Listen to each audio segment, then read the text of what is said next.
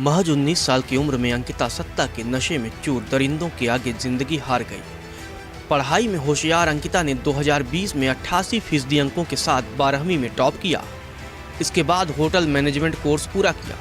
बीते 28 अगस्त को उसने ऋषिकेश के वंतारा रिजॉर्ट में नौकरी करना शुरू किया, लेकिन उसे क्या पता था कि जहां काम कर वह परिवार के सपनों को पूरा करना चाह रही है, उसी रिजॉर्ट का मालिक उसकी जिंदगी छीन लेगा।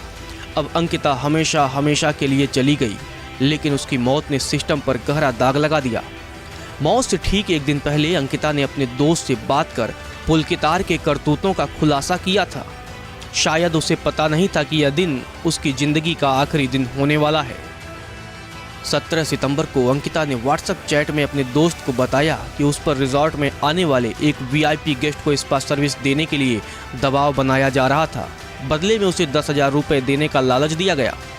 रिजॉर्ट मैनेजर ने अंकिता पर दबाव बनाया कि अगर उसने बात नहीं मानी तो उसे नौकरी से निकाल दिया जाएगा।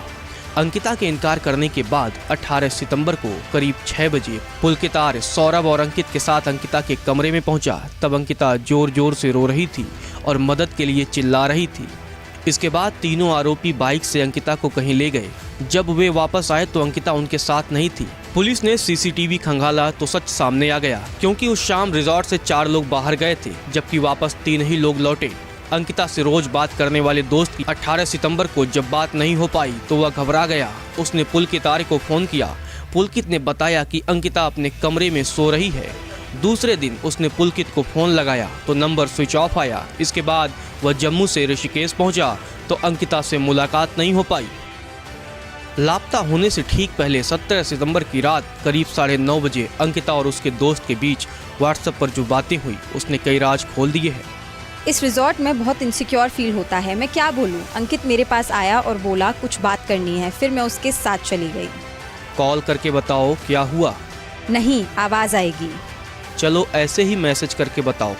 उसने बोला कि सोमवार को वीआईपी गेस्ट आ रहे हैं तो उन्हें एक्स्ट्रा सर्विस चाहिए। मैंने कहा कि मैं क्या करूं, तो बोला कि तुम कह रही थी कि स्पा वगैरह करोगी।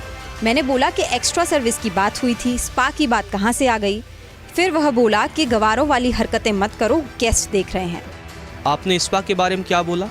अंकिता ने कहा कि मैंने ये नहीं कहा कि आप करो इसे। मैं बोल रहा हूँ कि अगर आपकी पहचान में कोई लड़की होगी तो बताना, क्योंकि गेस्ट 10,000 रुपए दे रहा है।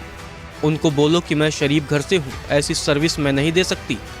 हाँ, बोला मैंने उसको कि मैं गरीब हूँ, तो तुमने क्या सोचा कि 10,000 के लिए बिक जाऊंगी?